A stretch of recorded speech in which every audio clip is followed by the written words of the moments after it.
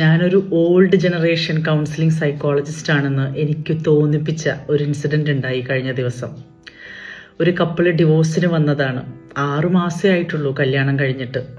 ഡിവോഴ്സിന്റെ കാരണം എന്താണെന്നറിയണ്ടേ?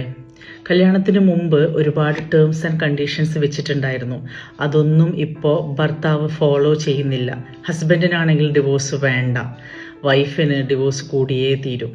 നിർബന്ധമായിട്ടും പറഞ്ഞ കുറച്ച് കാര്യങ്ങളുണ്ടായിരുന്നു. ഭാര്യ പാത്രം കഴുകുന്നതും അടിച്ചു വാരുന്നതും വീട് ക്ലീൻ ചെയ്യുന്നതും ഒക്കെ ഡ്യൂട്ടി ഷെയർ ചെയ്തിട്ടുണ്ടായിരുന്നു.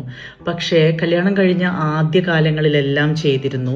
ഇപ്പോൾ ഒഴിവ് കഴിവ് പറഞ്ഞ് ചെയ്യുന്നില്ല, മടിപിടിച്ചിരിക്കുന്നു.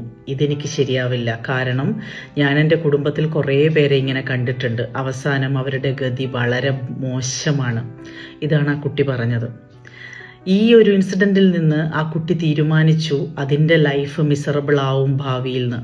ഇതിന് കാരണക്കാരായത് ആ കുട്ടി ചുറ്റും കണ്ട, അതിൻ്റെ പാസ്റ്റ് എക്സ്പീരിയൻസിൽ അത് കണ്ട uncle, aunty, cousins, relatives, newspaper, ഇതെല്ലാമാണ് അതിനെ കൊണ്ട് ഇങ്ങനെ തോന്നിപ്പിച്ചത്. നാളെ എൻ്റെ ജീവിതവും ഇതുപോലെ ആവുമെന്ന്.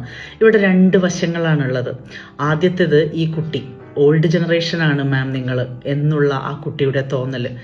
ഏത് ജനറേഷൻ ആണെങ്കിലും കമ്മ്യൂണിക്കേഷനും റെസ്പെക്റ്റും അണ്ടർസ്റ്റാൻഡിങ്ങും ഇല്ലെങ്കിൽ, സ്നേഹം ഏറ്റവും ഇമ്പോർട്ടൻ്റ് ആയിട്ടുള്ള സ്നേഹവും ഇല്ലെങ്കിൽ ഇതൊന്നും ഒരു റൂൾസും അവിടെ നടക്കില്ല. അതാണ് മെയിൻ റൂൾ ഓഫ് മാരേജ്. അത് ഈ കുട്ടിയോട് പറയാനുള്ളത്. ഇനി വരുന്ന ജനറേഷനിലെ നമ്മളടങ്ങുന്ന മാതാപിതാക്കളോട് പറയാനുള്ളത്, നിങ്ങൾ ആണ് ഇങ്ങനെയുള്ളൊരു ജനറേഷനെ വാർത്തെടുത്തത്. നിങ്ങളുടെ കുടുംബത്തിൽ നിങ്ങൾ കാണിച്ചു കൂട്ടിയ ഓരോ കൊള്ളരുതായ്മക്കും, ഓരോ ഭർത്താവും ഓരോ ഭാര്യയും, ഭാര്യ സഹിച്ച് ജീവിക്കുന്നത് മക്കൾ കണ്ടിട്ടും ഭർത്താവിൻ്റെ മേൽക്കോയ്മ കണ്ടിട്ടും ആണ് നമ്മളെയൊക്കെ ഓൾഡ് ജനറേഷനാക്കി അവർ മാറ്റിയത്.